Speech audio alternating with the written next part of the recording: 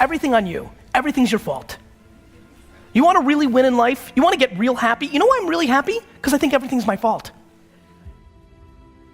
You know, I've been thinking a lot lately about this whole journey, about how entrepreneurship has become something of a status and has been put on a pedestal. I've also been thinking about how scary it is when something becomes cool or interesting and what that creates. And I've been pondering that quite a bit, which is the differences between being an entrepreneur and being a successful entrepreneur. You know, putting the fact that you're a CEO in your Instagram profile doesn't mean that it's what you're gonna be able to do for the rest of your life. And what I'm really concerned about is that we have lived, both in Canada and the US, with basically an 8 to 9 year macro, almost a decade of good economic growth. We just have. You know, obviously there was a crash in the US in 2008 or 9, but if you look at the data, we're probably on the tail end of economic growth. You know, obviously nobody knows, otherwise they would make trillions of dollars. But one of the things that I did want to talk to you guys about today is practicality. I think practicality is stunningly not talked about enough. So for example, if you're running a business right now and it's predicated on raising money, or you've raised money and you lose money each month, it's probably a really good idea to change course pretty quickly. Because the biggest issue for me right now is that we have a lot of people who want to build brands, who want to become influencers, who want to start companies, but they're not putting in the pieces that actually allow them to weather the storm. You know, the thing that I'm most proud of is the 2 biggest businesses I've ever built, I basically started them during very difficult times. When I first got involved in my dad's liquor store business, it was the late 90s, and just about a year and a half into my journey, I guess 2 years into my journey, the stock market crashed and all the internet companies folded, and all the people that were making money that I was targeting to sell wine stopped having money to buy wine. And then right behind that, because most of my business was New York and New Jersey based, even though we were building an internet company, it was only about a year later that 9/11 happened, and not only, you know, changed, I mean, for anybody that lived in the New York, New Jersey area, it was much more compounded for us because we lost loved ones, and I remember I lost 100 employees from one organization in one day. I had to go in hand by hand and take their emails out because everybody passed away from Cantor Fitzgerald that worked in that office. So I persevered through that because I was practical, because I didn't have a lot of overhead, and because I wasn't romantic, I wasn't dreaming. I knew that I had to buy and sell wine and liquor and beer, and I had to make sure that my expenses weren't greater than the money I was bringing in. VaynerMedia started in the ashes of the economic meltdown of the US.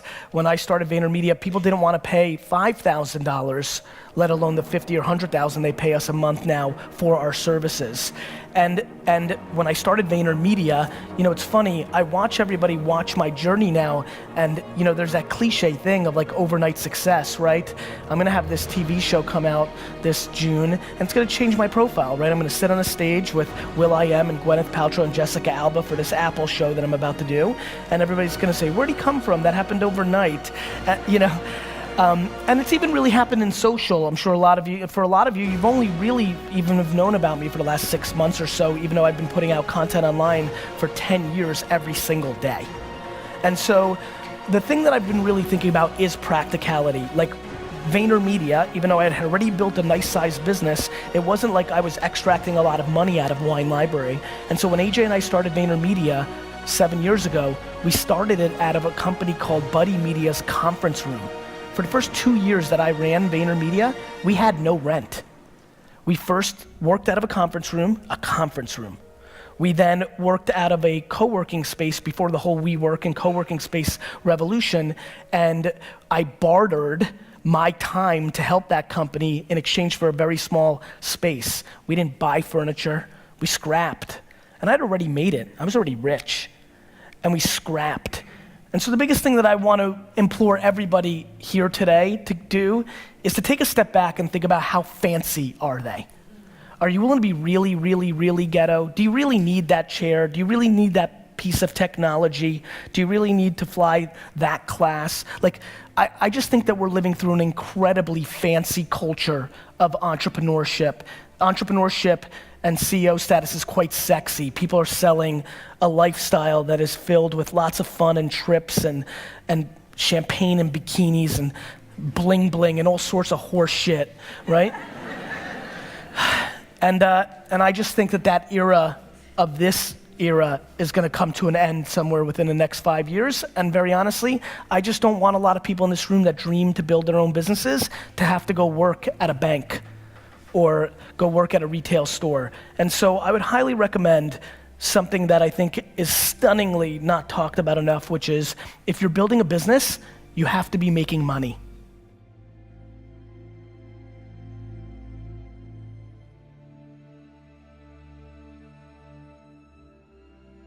I know that's like a funny thing to say, but I think it's important. I think the other thing that's important is to shift the context completely the other way, which is what is really winning, right?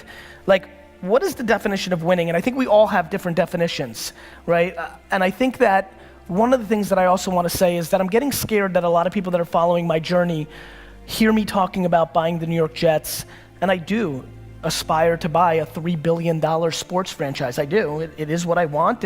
You can look at my 5th grade yearbook long before business was cool. It's what I want to do. But I'm awfully scared that it's pressuring the people that follow me into trying to achieve things that they don't necessarily want. They just think it's the thing you do if you're trying to be a successful business person. Let me promise you something. I know tens of thousands of people, and I know thousands of people extremely well, and I know hundreds of people deeply well. There is no correlation between how much money someone makes and their level of happiness. I have friends who make $47,000 a year and are the happiest people I know. Their work-life balance is on point. They're part of 2 soccer teams. They play video games. They watch every show they want. They take 2 vacations that they scrap together, and they're freaking happy as hell. And I know tons of people who I grew up with in the Silicon Valley boom who have hundreds of millions of dollars in their bank account and are as miserable and as lonely and as broken as you'll ever see. So I implore all of you to please reverse engineer and figure out who you are and figure out what level of monetizing and stuff you need and what level of creativity you need. I promise you one thing that will catch you very off guard. I should be way more rich. I leave money on the table every day. I've left ungodly amounts of money on the table. I spend tons of times sending DMs and engaging with people, meeting people randomly and not cashing in. I actually believe the statement I'm about to make. I think that I love the journey and the game of entrepreneurship so much that I have subconsciously sabotaged my financial upside to make sure I can play this a little longer because I fear if the numbers keep getting too big, eventually it will take the fun out of it. When you are lucky enough, like I am, to actually do something that you love so much, do something that puts pressure against the one thing you care about besides it, which is the time I spend with my family. My family is my whole life. And being this and doing this is the only thing that cuts into that. I couldn't breathe if I wasn't an entrepreneur. I didn't breathe when I wasn't an entrepreneur. That's the reason I got D's and F's in school, because I just couldn't be me. And I'm not capable of that. And so I think being here excites me because I think coming to not LA, San Francisco, New York, London is always more fun for me. It always feels a little more practical. It always feels like there's a little bit more chips on the shoulder, which is what I have. But I want to remind everybody, just because you didn't grow up with a trust fund, just because you don't live in Silicon Valley, the market doesn't care. If you're good enough, you will win.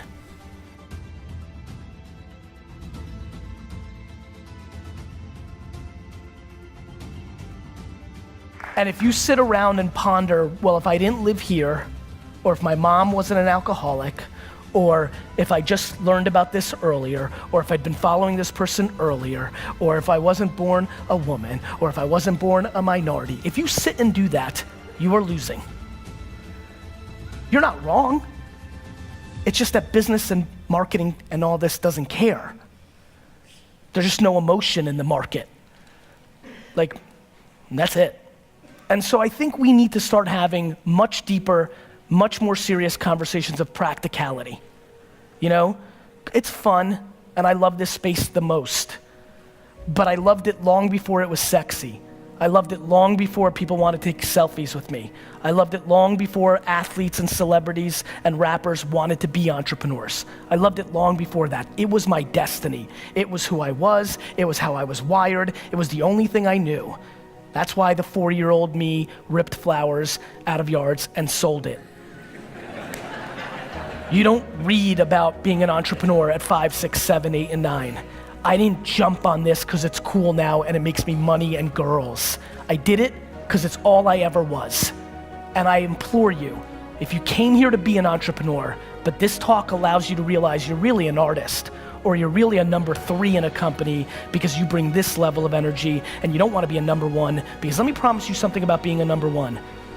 I'm not an entrepreneur, I'm a firefighter. My entire life is taking care of crap, putting out fires. 24/7, 365, my whole life is, this is a problem. Fix this, and guess what? When you're the last line of defense, there's no blaming your boss. There's no blaming the logo. There's no blaming the government. It's all my fault. All of it. And so, it's super sexy, but what's not being talked about is the friends and acquaintances I have who've committed suicide in the entrepreneur land the last 4 years, because nobody talks about the downside. Everybody thinks they're gonna be Zucks. Everybody thinks they're gonna build Snapchat. Go look at the data. The data shows that the far majority of this room will not succeed, not even close to building an actual business. And I don't come here to be somber. I come here to remind you that there's only one thing you can do. The only thing you can do that can trump the moment mommy and daddy had sex to make you. The only thing that can trump that, the only thing that can trump your DNA, the only thing that is controllable, if you want it, if you want this, is work.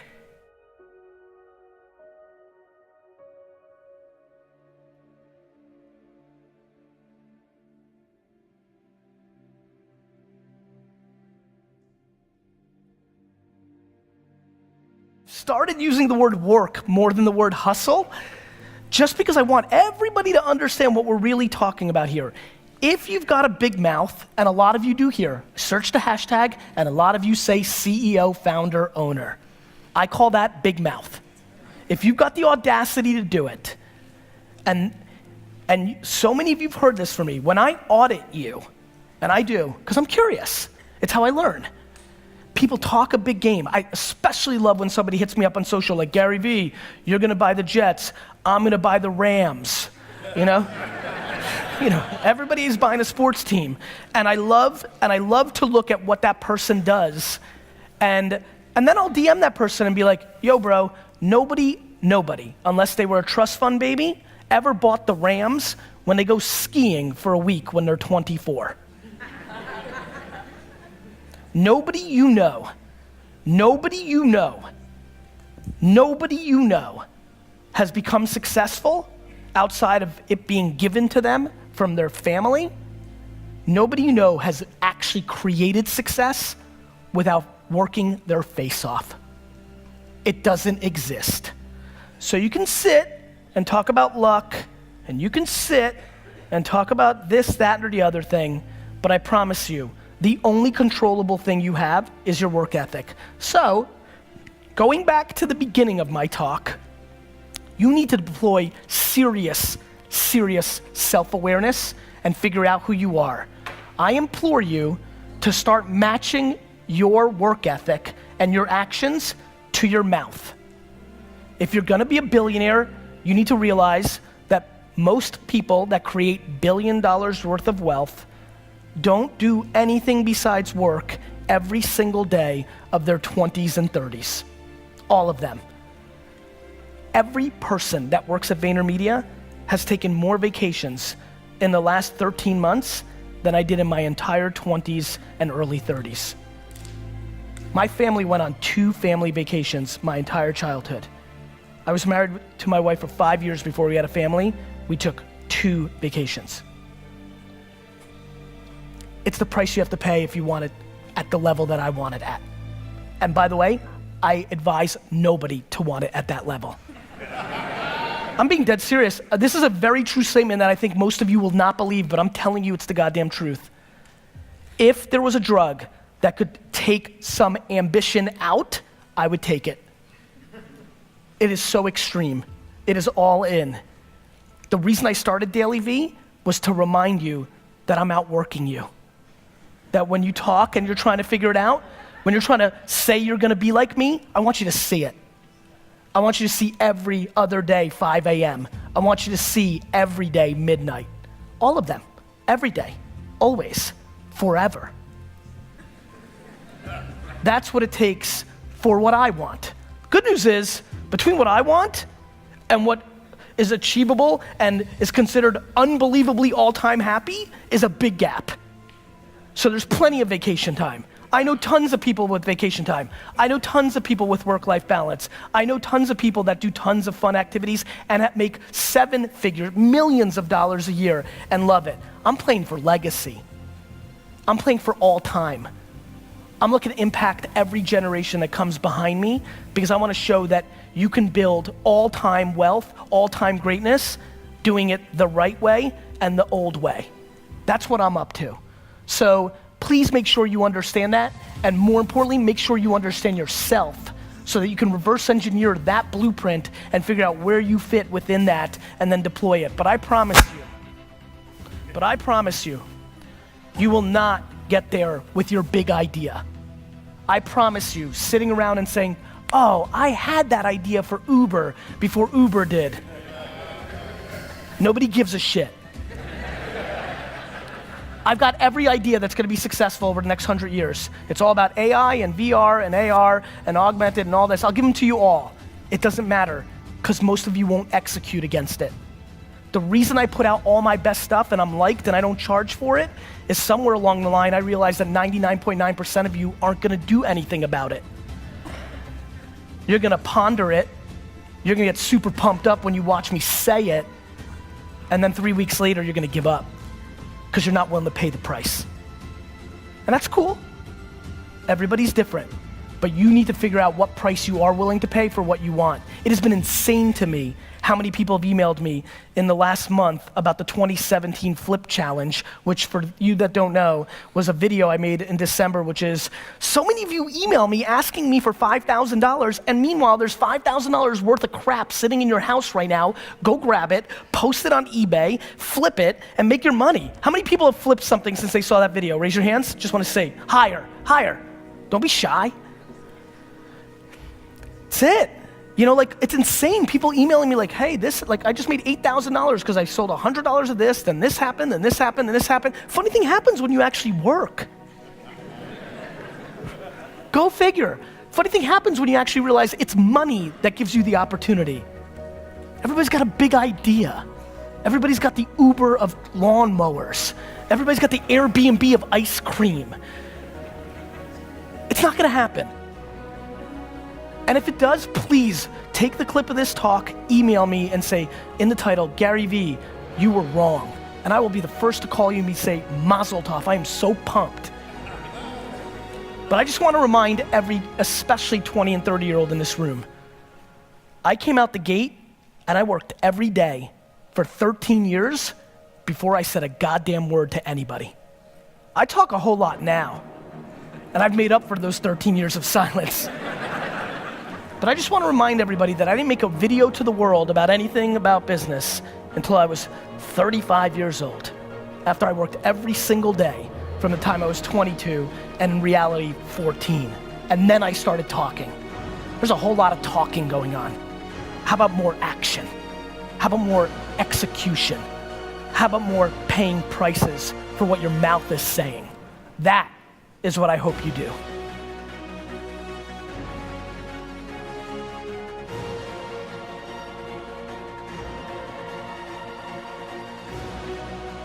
I mean, I think it comes down to your talent. So one of the things that I'm fascinated by is how many people are scared to take risks and then take credit for things. For example, let me explain.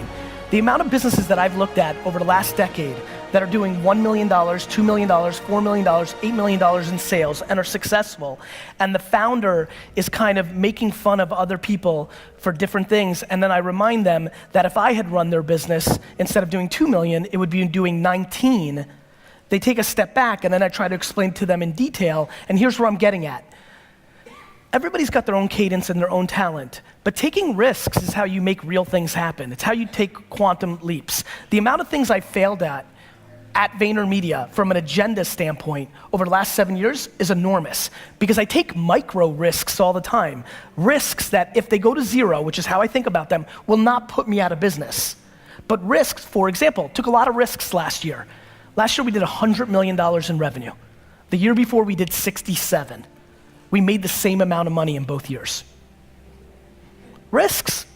Lost $33 million of profit against that gross, probably left $6-7 million in profit on the table because I took risks. The good news is one of those risks is probably gonna make me 50 more in revenue in 3 years. So I think risks are imperative, and I wanna remind the people here who are conservative, that's great. And if you're at the number that you wanna be at, great. The one thing I would say is the biggest fear I have for people that don't take risks is that your competitors might, and then you're in trouble. So a lot of people think it's insular, but it's not. Maybe the person that owned the most cab medallions in New York should have taken a risk and built a cab app.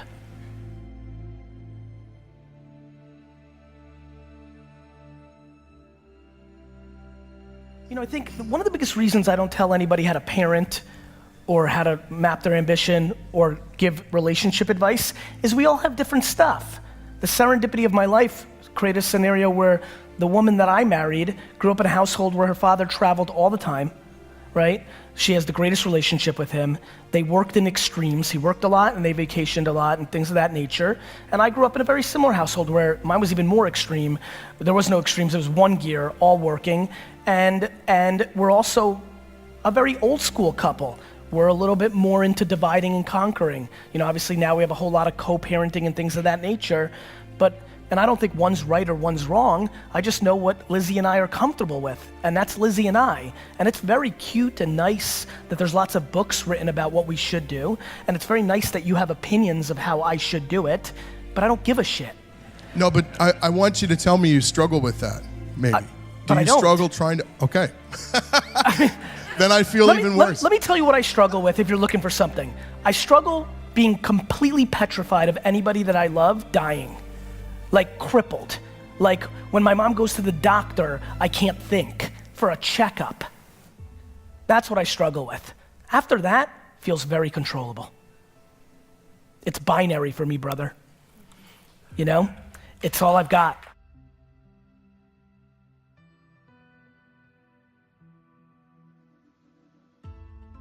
Because I also know there's so many yings and yangs. I know that my daughter is going with me on 2 speaking engagements in the next year, and that when I go speak in Anaheim, I'll take the next day off with her, and we'll go through Disneyland and have that time. I don't remember anything about what my parents did with me from 6 to 13, other than the one time my mom took me out of school on my birthday in 4th grade and took me to the arcade. People don't understand how memory and the brain works. And by the way, let me remind all the parents that feel great about their work-life balance, coming home and being on your phone and watching TV, and it doesn't mean you're with them. Things change, man. With all the audacity that I just delivered this with, I could walk into my home 7 months from now and Lizzie could look me in the face and says, I'm done with this. Too much. And then I got a real problem. Because then I have to decide between 2 things I can't breathe without, And so I get it. I don't sit here thinking I've got it all figured out. And then life's got twists and turns. Everything's great until your child is diagnosed with a life-threatening disease. I promise you this, if I ever shut my mouth, it's only gonna be because of the health of my family. If you ever don't see me again, that's what I'm doing.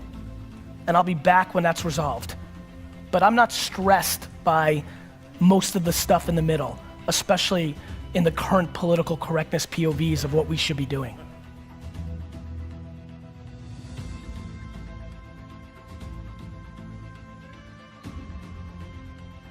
It's the big one.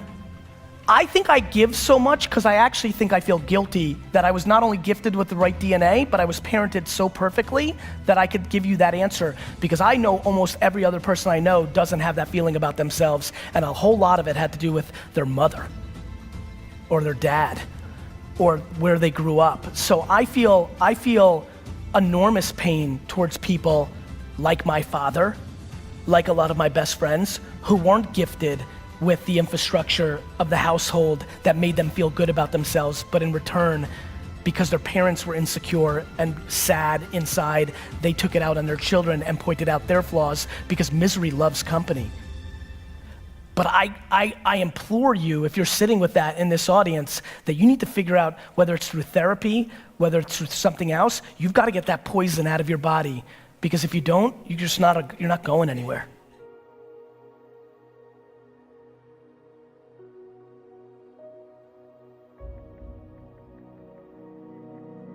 Yeah, look, what are we doing here?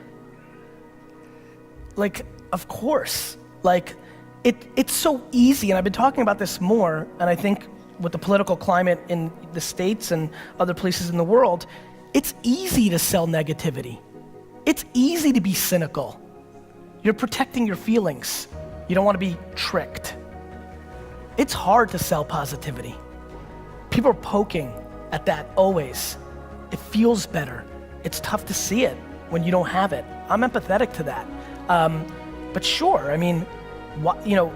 I talk a lot in business context, but whether you're a parent or in government, like what do you want to do? Like, why else would you go through life not trying to achieve happiness? And so, yeah, I think, of course, that's the ultimate goal. And it's incredible what happens when you feel good. Like, everything's easy to deal with, John, Everything's easy to deal with because it's just life. It's real. I think people dwell. And I think dwelling is the wrong strategy.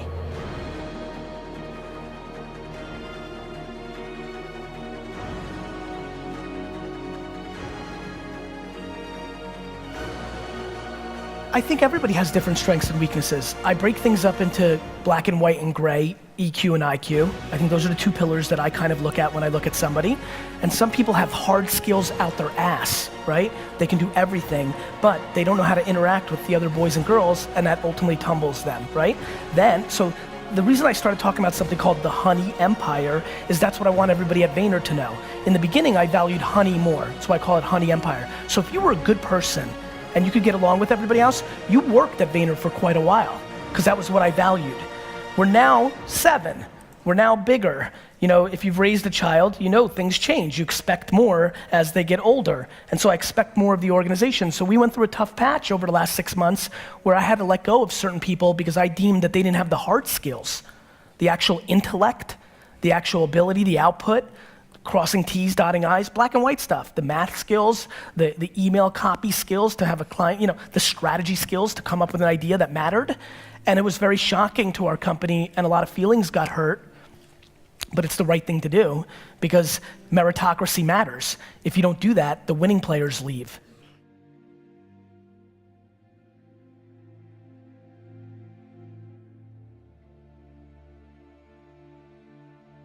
Everything on you. Everything's your fault. You want to really win in life? You want to get real happy? You know why I'm really happy? Because I think everything's my fault. If I don't like it, I can change. President of the United States, I don't like it, I can move. Like, what's everybody's problem? Adjust. I mean that.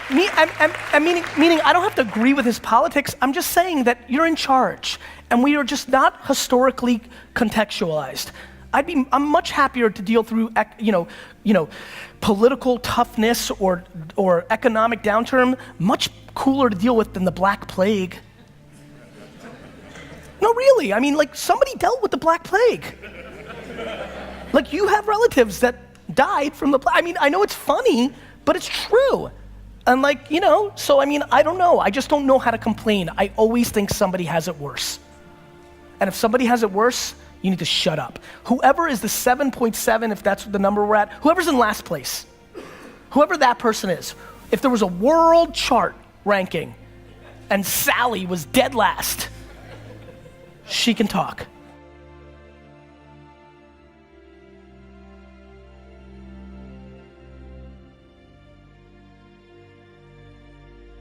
Yeah, I'm always testing, like everything I do is always learning behavior, right? To me, it was, when I decided that Instagram was disproportionately getting the attention, I wanted to understand what was the right cadence to create notification turn on, and how do I bring value in return for it, and what's the right value prop of returning it. And then I saw that a lot of people were posting, but was that bringing value to the community, which is why I shifted it to 5 Minute Club. And then I realized like neither was really bringing value, but the 60-second club brought a sense of urgency and fun to people, like tens of thousands of them. So I said, let's switch it back. Those are just micro tactics in me learning things that could eventually help clients, could help Wine Library, and just, I'm an entrepreneur, right? So the end goal is to be on the journey of entrepreneurship.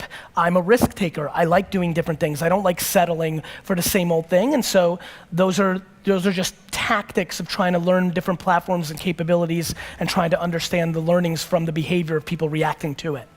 There's no really end goal. Like, is there an end goal that in 1 year through these channels? No, I have zero micro end goals like that. Zero. I never, ever think, I've never said that in 1 year, I don't have that goal. I have one macro goal, which is to feel like I left it on the field, is probably the best way I could put it. I'm sure all of us have different versions of this. I just have this feeling, it's like moth to the light, right? I couldn't even really explain it. It's why I'm so comfortable in it, because it's been there long before this. 20 years before the internet, it was there. Do you know what I mean? Like, it's just always been there. I don't know why every single weekend, instead of playing with my friends, I wanted to make my friends work with me and wash cars. I mean, my poor friends that are now coming out of the woodworks, I forgot how many of them I made do things. I don't talk about the shoveling snow and the car wash business and the miniature golf course I built in my friend's backyard. Like, I don't talk about those things often, but it's, it's just who I am. It's the same way people need to sing, or the same way people need to cook every night. You just need to cook. Like you can't, I just need to business.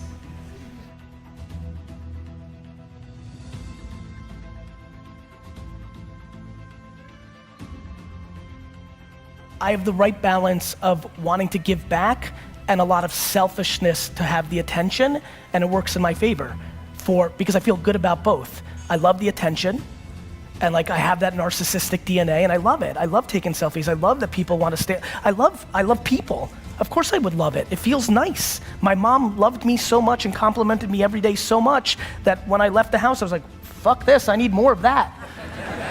So I need that. That's why I do it. I'm also not scared. A lot of my friends who don't put themselves out there, they don't want themselves out there because there's things that they don't want people to uncover about them. So I'm not scared. That happens. And it feels really good getting 100 emails a day from people whose lives are way better because they stumbled on some of your videos. And that's something that my quiet friends who don't need that, who just need to build and do their business, they don't have that feeling. So when my friends who tell me, my God, if you put this energy into your full-time, if people knew, my friends will say things like, if people knew that Gary Vee was your side hustle, if people knew how much you're actually still, if you actually took all that time and energy and put it into your business, you wouldn't be doing 100 million, you'd be doing 200 million. And I always reply with the same thing. I'm like, yeah, but my legacy's way better than yours. And so you probably know this after the exit of your business. It's crazy what, money after a while, just I don't know, how much do you need? I don't know, I don't buy shit. I don't need stuff. It didn't change anything. Yeah, the co-founders' lives stay the same. So. Yeah, so you know how it is. Everybody, and by the way, I'm pumped for people who their whole life wanted a Lamborghini and worked hard and got one. Good for them. I don't judge other people's stuff, and I definitely don't care how I'm being judged.